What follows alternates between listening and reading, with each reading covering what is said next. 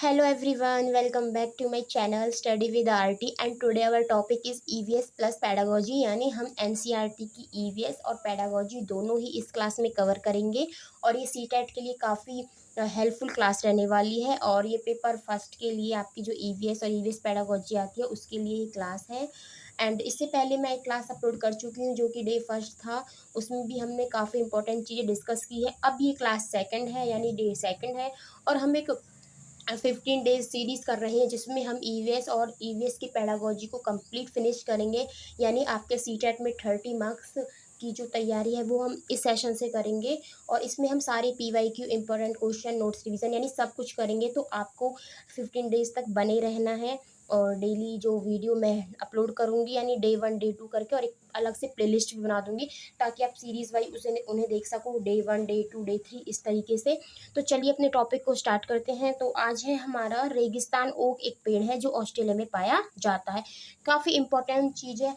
Question इस type से आ सकता है कि रेगिस्तानी ओक कहाँ पाया जाता है, तो वो ऑस्ट्रेलिया में पाया जाता है। अब बात करेंगे एक्सपेरिमेंट्स विद वाटर, यानी कुछ पानी के लिए हम एक्सपेरिमेंट करेंगे कुछ पानी के साथ। तो देखते हैं। All oceans and seas have salty water, जितने भी समुंदर तालाब वगैरह होते हैं, तालाब तो नहीं, जितने भी महासागर समुद्र होते हैं उनका जो पानी है वो सॉल्टी होता है, नमकीन होता है। The saltiest water can be found in the Dead Sea, जो सॉल्टिएस्ट वाटर होता है नहीं, जो सबसे ज़्यादा नमकीन पानी होता है वो आपका डेड सी में पाया जाता है। एक डेड सी, मृत सागर नाम से है एक समुद्र जिसमें आपको सबसे ज़्यादा खारा पानी यानी नमकीन पानी मिलेगा। Around 300 grams of salt in 1 litre of water, मतलब कि उस जो डेड सी का पानी है, अगर आप डेड सी में से 1 लीटर पानी लेके आते हो तो उसमें कम से कम 300 ग्राम नमक निकलेगा। तो इतना ज़्यादा सॉल्टी वाटर होता है डेड सी का, कोई डूबेगा नहीं, ये इसकी एक खास बात है डेड सी की। जो मृत सागर है, मृत समुद्र है, कि इसमें कोई डूबता नहीं है। क्यों? क्योंकि उसमें बहुत ज़्यादा नमक होता है, तो नमक उन्हें डूबने नहीं देता है। The person will float on the surface of water, जो पानी की सतह है उस पर जो व्यक्ति है वो तैरता नहीं, फ्लोट होता है, वो डूबता नहीं है। अब बात करते हैं, क्वेश्चन है व्हाट इज डेड सी, मृत सागर क्या है। A C whose water is poisonous, एक ऐसा समुद्र है जिसका पानी जहरीला है। या फिर बी है a sea which is saltiest of all ocean and sea, एक ऐसा सागर, ऐसा समुद्र जो सभी महासागर समुद्रों में से सबसे ज़्यादा खारा पानी है, नमकीन पानी है। A sea in which high and low tides are very frequently, या फिर a sea in which is dangerous to sail ship, यानी इसमें जो वो है जहाज वगैरह नहीं तैर सकते, वो उनके लिए खतरे से भरा होता है। तो हमारा जो आंसर है वो तो बी है, हमें पहले ही मिल चुका है कि जो डेड सी है उसका पानी सबसे ज़्यादा नमकीन होता है, सबसे ज़्यादा खारा पानी होता है और 1 लीटर पानी से हम लगभग 300 ग्राम नमक निकाल सकते हैं। अब बात करेंगे इट ट्रीट फॉर मॉस्किटोज, यानी कुछ मच्छरों के बारे में। मच्छर क्या है। इन malaria fever come with chills and riggers, यानी जब आपको मलेरिया आता है, नहीं, आपको जो मलेरिया फीवर है वो आता है तो वो कैसे आता है। पहले आपको ठंड लगती है, कपकपी सी बनती है, फिर आपकी बॉडी एकदम से गर्म हो जाती है और आपकी जो बॉडी का टेम्परेचर वो काफ़ी हाई हो जाता है। तो इस तरीके से जो मलेरिया फीवर है वो आपको आता है। Medicine for malaria bark of cinchona tree, यानी जो मेडिसिन है मलेरिया की वो एक सिनोना ट्री होता है, सिनकोना ब्राक होता है, उसकी जो जड़ जड़ नहीं, रूट नहीं, जो उसकी छाल होती है, ब्राक छाल होती है, उससे हमें मलेरिया की मेडिसिन मिलती है। कुकेन का पेड़, इसे हिंदी में कुकेन का पेड़ कहते हैं। The scientist who peeped into a mosquito stomach, यानी वो कौन सा साइंटिस्ट था जिसने मच्छर के पेट में ये देखा कि जो मच्छर है ये मलेरिया फैलाता है। तो सबसे पहले रोनाल्ड रोज थे जिन्होंने यह खोजा, मच्छर के पेट में झांक कर देखा कि इस मच्छर से मलेरिया होता है। पहले लोग इसका कारण बैड एयर को मानते थे, यानी पहले जब ये साइंटिस्ट ने ये चीज़ नहीं देखी थी कि एक मच्छर होता है उससे हमें मलेरिया होता है, तो पहले के लोग समझते थे कि जो बैड एयर होती है उससे आपको मलेरिया बीमारी होती है, यानी मलेरिया फीवर होता है। Malaria is caused by a one cell parasite called a plasmodium, यानी जो मलेरिया है वो वन सेल पैरासाइट, जिस एक जीवी, जो एक कोशिका वाला जीव होता है, उससे हमें मलेरिया होता है, जो कि प्लाज्मोडियम उसमें होता है। प्लाज्मोडियम एक बैक्टीरिया होते हैं ना, वो उनकी कैटेगरी है। Female anopheles mosquitoes look brownish with spotted wings. जो मलेरिया का मच्छर होता है, जिससे हमें मलेरिया होता है जिस मच्छर के काटने से, वो एक फीमेल मॉस्किटोज होती है, यानी फीमेल मच्छर है, मादा मच्छर है वो। और उस पर क्या ब्राउनिश उसका थोड़ा सा कलर होता है, और उस पर स्पॉट होते हैं, यानी ऐसे धब्बे जैसे होते हैं। अब बात करते हैं आयरन कैन बी फाउंड इन। जो आयरन है, लोहा है, वो किस किस में पाया जाता है? तो आपको गुड़, आंवला और ग्रीन लीफ वेजिटेबल। आपके गुड़ में, आंवला में, और जो हरी पत्ती वाली सब्जियां होती है उनमें आपको भरपूर आयरन मिलेगा। और आयरन की जो आयरन होता है उसकी कमी से क्या होता है? उसकी कमी से अनीमिया होता है। और अनीमिया यानी खून की, यानी आयरन की कमी से हीमोग्लोबिन में कमी आती है, हीमोग्लोबिन से अनीमिया होता है, और अनीमिया होता है जब आपके बॉडी में खून की कमी होती है। तो ये तीनों चीजें एक दूसरे से रिलेट है। अब करते हैं algae is a kind of plant. ये जो एल्गी यानी खाई कहते हैं इसे, वो एक तरीके का प्लांट है which separates in the Renly season mostly. जो बारिश का मौसम है उसमें ज़्यादा फैलता है, ये एक प्रकार की खाई होती है। Fly separate disease like stomach problem. जो फ्लाइज यानी आपकी मक्खियाँ होती हैं, वो क्या करती हैं? वो बीमारी को एक जगह से दूसरी जगह तक फैलाती हैं, और वो जो स्टोमक से रिलेटेड जो प्रॉब्लम्स होती हैं उनका कारण ज़्यादा बनती हैं। By putting alum in water all its impurity settle down. अगर आप पानी में एलम यानी फिटकरी डाल देते हो तो उससे जो पानी की सारी इम्प्योरिटीज़ है वो डाउन यानी अंदर बैठ जाती, नीचे बैठ जाती हैं। Chlorine is also use to kill germs in the water. जो क्लोरीन होता है उसका भी हम यूज़ करते हैं पानी में से जो कीटाणु होते हैं उनको मारने के लिए।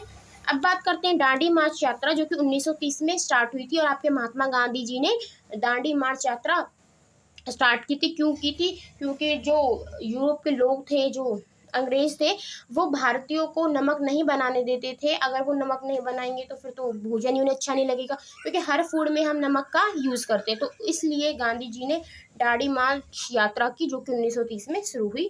अब बात करते हैं Mumbai is the most crowded city of India. जो इंडिया है, भारत है, उसका सबसे ज़्यादा भीड़ भाड़ जो शहर है, भीड़ भाड़ से भरा हुआ है, वो मुंबई है। और मुंबई को सपनों का शहर भी कहते हैं। To reach Delhi from Mumbai one has to cross many state. अगर किसी को टू दिल्ली आना है फ्रॉम मुंबई से, तो उसको बहुत सारे जो स्टेट है वो क्रॉस करने पड़ेंगे, लाइक महाराष्ट्र, गुजरात, राजस्थान, यानी ये सभी स्टेट, ये सभी राज्य हैं, अगर उसको दिल्ली पहुंचना है मुंबई से। The district from Mumbai to Delhi, जो डिस्टेंस है जो मुंबई और दिल्ली का, वो 1400 किलोमीटर है, यानी 1400 किलोमीटर के करीब दूरी है मुंबई और दिल्ली की।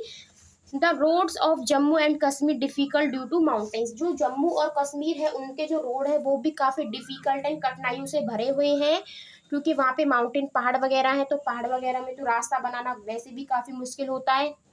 अब बात करते हैं one has to cross Jammu and Kashmir in order to reach Leh Ladakh. अगर किसी को जम्मू और कश्मीर जाना है तो वो क्या कहाँ पहुँचेगा? पहले लेह लद्दाख पहुँचेगा। People use nylon tents on hilly area. जो हिली यानी पहाड़ी वाले एरिया होते हैं उसमें जो लोग हैं वो नाइलॉन टेंट का यूज़ करते हैं। जो टेंट्स वगैरह लगाते हैं उनमें वो नाइलॉन का यूज़ करते हो। जो आपकी रस्सियाँ होती है, अगर किसी को पहाड़ पर चढ़ना है, जो पर्वतरोही वगैरह होते हैं, वो नायलॉन की रस्सियों का ही प्रयोग करते हैं पहाड़ पर चढ़ने के लिए, क्योंकि नायलॉन काफ़ी मजबूत होता है। Ladakh is called cold desert, यानी लद्दाख को हम ठंडा रेगिस्तान भी कहेंगे। Ladakh is highly dry and flat called a cold desert. जो आपका लद्दाख है वो सूखा भी है, हाईली ड्राई है एंड फ्लैट है, इस कारण हम उसे कोल्ड डेजर्ट कहते हैं, और काफ़ी उसमें ठंड भी होती है। Ladakh gets very little rainfall, यानी लद्दाख में बहुत ही कम जो बारिश होती है। सबसे ज़्यादा जो बारिश होती है वो मेघालय में होती है। और अगर मैं मेघालय को थोड़ा सा टुकड़ों में इसको विभाजित करूं तो आप ऐसे याद कर सकते हो कि मेघ प्लस आलय, मेघों का घर, क्योंकि आलय आपको पता है कि घर का ही पर्यायवाची आलय होता है, और जहाँ पर मेघों का घर होता है, जहाँ पर मेघ जाना पसंद करते हैं, तो वो मेघालय है। इसीलिए मेघालय में ज़्यादा वर्षा होती है, आप ऐसे से याद कर सकते हैं। These are high snow capped mountains and a cold flat ground because of the dryness, no plants and tree grown in Ladakh. अब वहाँ पर ज़्यादा ठंड रहती है और ड्राइनेस रहती है, उसकी वजह से वहाँ पर ज़्यादा पेड़ पौधे भी हम नहीं लगा सकते, वहाँ पे उगते ही नहीं है। इन लद्दाख झूले झूले मीन्स वेलकम वेलकम, यानी जो लद्दाख की भाषा है वो भोती भाषा है और भोती भाषा में झूले झूले को कहते हैं वेलकम वेलकम। यानी अगर हम किसी का स्वागत करते हैं तो हम उसे कहेंगे वेलकम वेलकम, तो वो क्या करेंगे, झूले झूले करेंगे, क्योंकि भोती भाषा है लद्दाख की और उसमें झूले झूले को ही वेलकम वेलकम कहते हैं। It was a building with 2 floors, यानी वहाँ पर क्या होता है, वहाँ पे जो घर बने हुए होते हैं उनमें 2 फ्लोर्स होते हैं। अगर किसी की बिल्डिंग बन रही है तो उसमें सिर्फ 2 ही फ्लोर्स होंगे। The house was made of stone which were kept one over the other, यानी जो वहाँ के घर है वो पत्थरों से बने हुए होते हैं और जो एक के ऊपर एक रहते हैं। The walls were coated with A thick layer of mud and lime, जो वहाँ की दीवारें होती हैं, वॉल्स होती है, उन पर भी जो मोटी लेयर होती है, कीचड़ होता है, कीचड़, उसकी एक मोटी परत होती है, उससे वो कोटेड यानी उससे वो कवर होती है उसकी दीवारें। The house look like a shed from inside, जो घर है वो अंदर से छप्पर की तरह दिखाई देते हैं। विद ए लॉट है स्टोर देयर, जहां पर वो बहुत सारा चारा इकट्ठा करते हैं अपने पशुओं के लिए।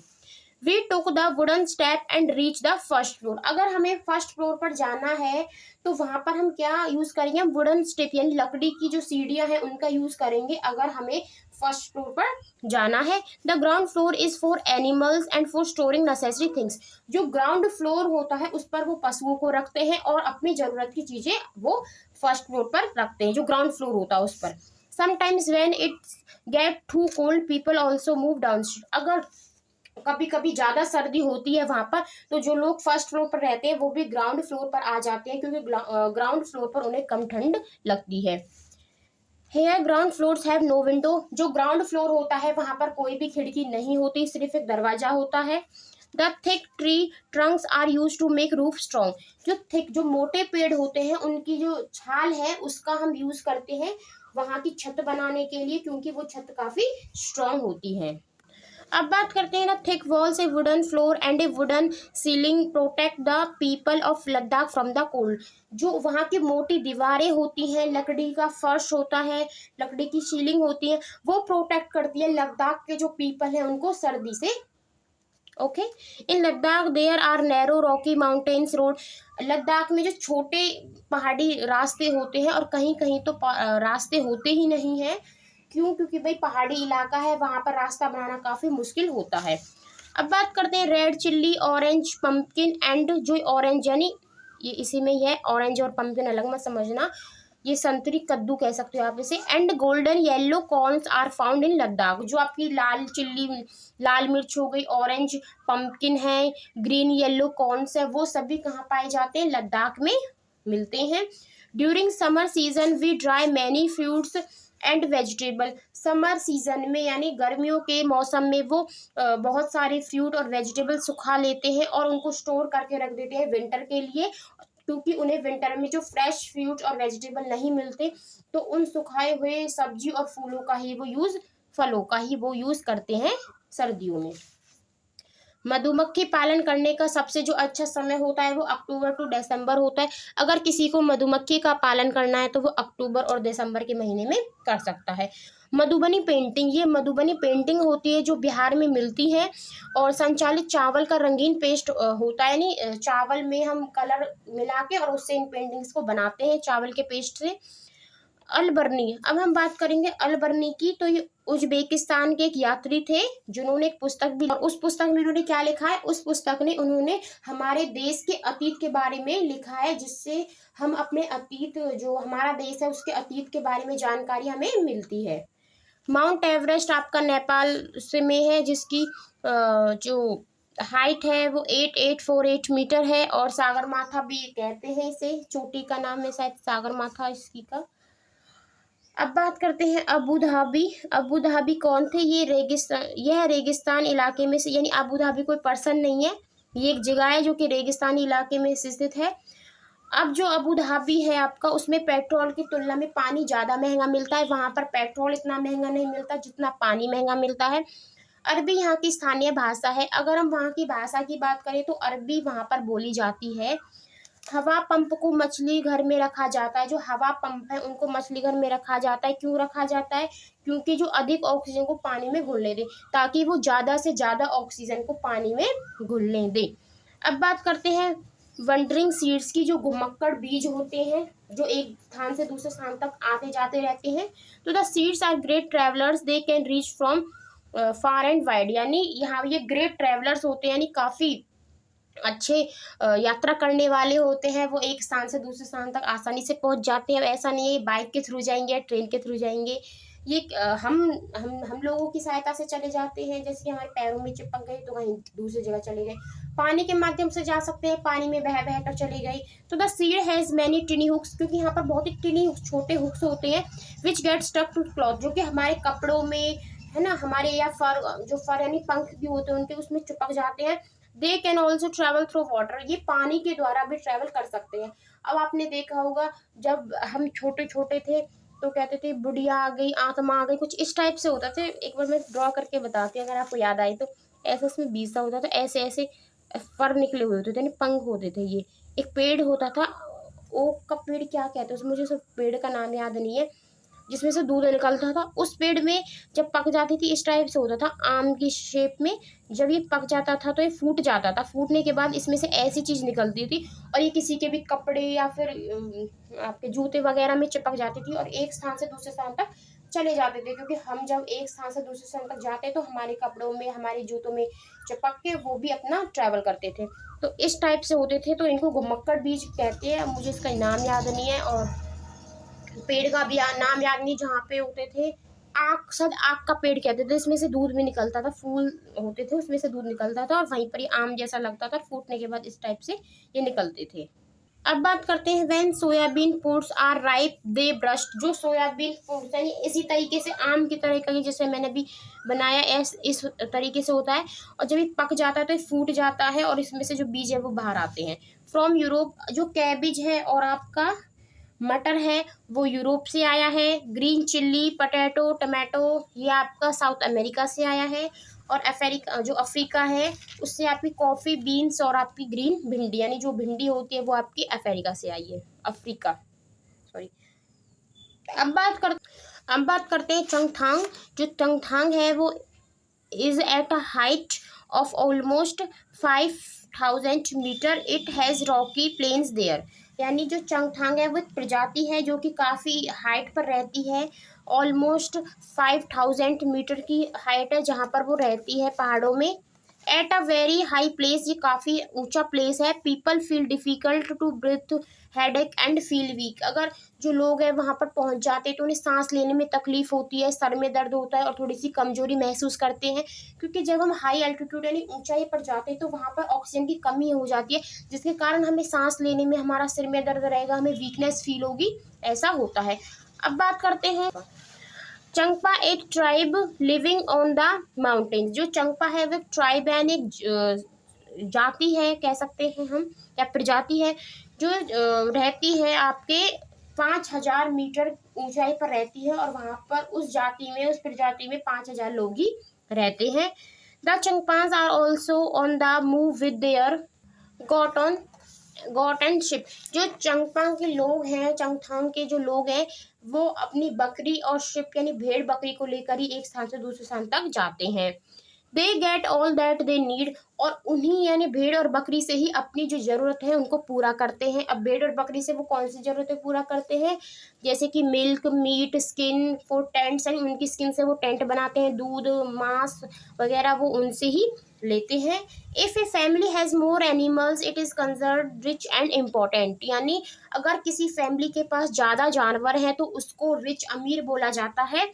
माँ वो अमीर मानते थे अगर किसी के पास ज़्यादा जानवर है। जैसे हमें, अगर हमारे हमारे इसमें क्या होता है, जिस व्यक्ति के पास ज़्यादा पैसे हैं, बैंक बैलेंस अच्छा है, तो हम उसे अमीर मानेंगे। और पहले क्या होता था कि जिस भी व्यक्ति के पास या फिर जिस भी घर में जो एनिमल्स है वो ज़्यादा है तो उस घर को हम अमीर मानते थे कि भाई हाँ ये घर रिच है, अपना अच्छा गुजारा कर रहा है।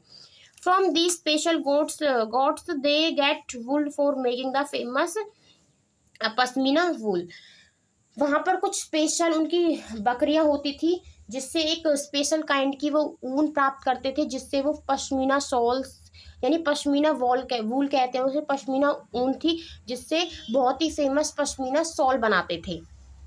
The Changpa graze their goats at, या जो चंगपा के लोग थे, चंगपा प्रजाति थी, वो उन बकरियों को थोड़ी सी हाइट पर चराती थी, यानी ऊंचाई पर ले जाकर चराती थी, क्योंकि वो ऊंचाई वाली जो जगह थी वो ठंडी रहती थी, और वहां बकरी घास चरकर जो उनके हेयर हैं वो भी काफी सॉफ्ट हो जाते थे, और उनसे फिर वो पश्मीना शॉल्स बनाती थी, जो कि काफ़ी इम्पोर्टेंट है।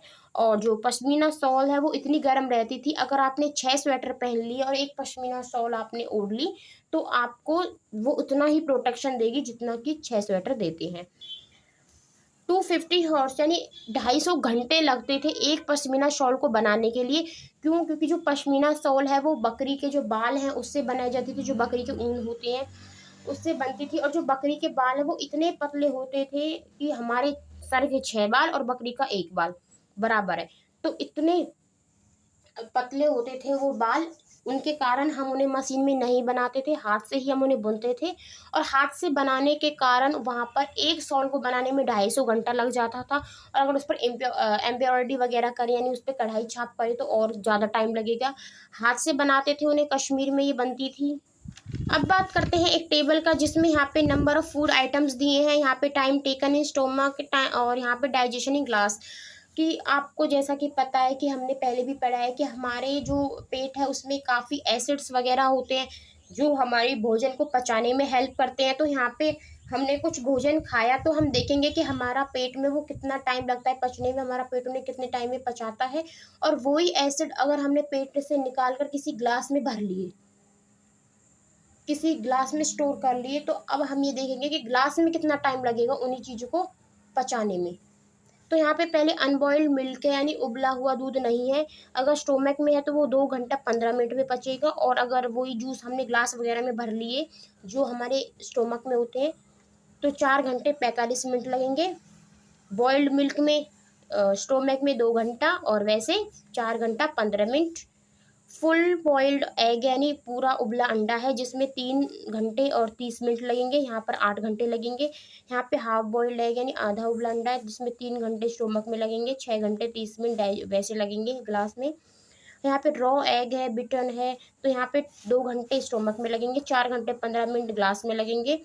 रॉ एग है, कच्चा अंडा है, तो 1 घंटा 30 मिनट आपका स्टोमक में लगेगा और 4 घंटे आपके ग्लास में लगेंगे डाइजेशन में। तो इसका मतलब है कि स्टोमक जल्दी हमारे भोजन को पचा लेता है। अब बात करते हैं हाउस ऑफ श्रीनगर की, श्रीनगर में किस टाइप के घर रहते हैं। तो हाउस बोट है यानी बोट में ही घर बना रखा है। तो house boat can be as long as 80 feet, ये 80 फीट जितनी लंबी रहती थी और 8 से 9 फीट चौड़ी रहती थी। डोंगा क्या होता है? Donga, these boats can be seen in Dal lake and Jhelum river. जो डल लेक और आपकी झेलम रिवर होती है उसमें इस तरीके की बोट देखने को मिलती थी। और डोंगा is just like a house with different rooms, यानी डोंगा एक तरीके का घर है जिसमें अलग अलग कमरे बने हुए होते हैं। Beautiful carving on wood can be seen on the ceiling of house boat and some big house, यानी हमें वहाँ पर ब्यूटीफुल बहुत ही सुंदर चित्रकारी भी मिलती थी उन घरों में। और जो डिज़ाइन थी उसको ख़त्म बंद कहते थे, which has a pattern that look like a jigsaw puzzle, और एक तरीके का पैटर्न रहता था जिसको जिक्सा पजल बोलते थे, यानी उन्हीं घरों में ये चित्रकारी बनी हुई होती थी। अब बात करते हैं अर्थ शॉक की, जब हमारी पृथ्वी एकदम से कांप उठी। अब कब कांपती है हमारी पृथ्वी? जब भूकंप वगैरह आता है। तो 26 जनवरी 2001 में एक भूकंप आया जो कि कच्छ में आया था, गुजरात का एरिया है कच्छ, तो वहाँ पर एक बहुत अच्छा तगड़ा वाला भूकंप आया। ओके, तो अब बात करते हैं we should do things when a earthquake come. अगर भूकंप वगैरह आता है तो हमें कौन सी चीज़ें करनी चाहिए? If possible leave the house and go to the open ground. अगर पॉसिबल हो सके तो अपने घर से निकलकर किसी खुले मैदान में चले जाओ, और अगर ऐसा पॉसिबल नहीं है कि घर से आप बाहर नहीं जा सकते तो किसी स्ट्रॉन्ग थिंग्स के नीचे बैठ जाओ, उसे कसकर पकड़ लो। ब्लो हॉट ब्लो कोल्ड, तो देखते हैं। This story has been written by doctor Zakir Hussain. जो ये ब्लो हॉट है ब्लो कोल्ड है, ये स्टोरी जाकिर हुसैन ने लिखी जो कि प्रेसिडेंट भी रह चुके हैं इंडिया के। The air come out of our mouth can be cold or hot as compare to the temperature outside. जो हमारे माउथ से जो भी हवा आती है वो ठंडी आएगी गर्म आएगी, तो वो डिपेंड करेगी कि बाहर का जो टेम्परेचर कैसा है, आउटसाइड का टेम्परेचर कैसा है। अब बात करते हैं सेथोस्कोप की। जो सेथोस्कोप है वो हार्ट बीट सुनने के लिए मदद किया जाता है, जो डॉक्टरों के पास होता है। कुछ इस टाइप से ऐसा ऐसा होता है ये stethoscope. The cold air come down as it is heavier. जो ठंडी हवा है वो थोड़ी भारी होती है, इसलिए वो नीचे की तरफ आती है। गर्म हवा थोड़ी हल्की होती है तो वो ऊपर की तरफ जाती है। जैसे कि कोई स्मोक वगैरह करते हैं तो वो जब धुआं निकालते हैं, सिगरेट वगैरह पीते हैं, तो वो धुआं ऊपर की तरफ जाता है, नीचे की तरफ नहीं आता, क्योंकि वो गर्म हवा होती है और वो ऊपर की तरफ जाएगी। A seed tales a farmer story. जो बीज है वो बताएगा किसान की कहानी।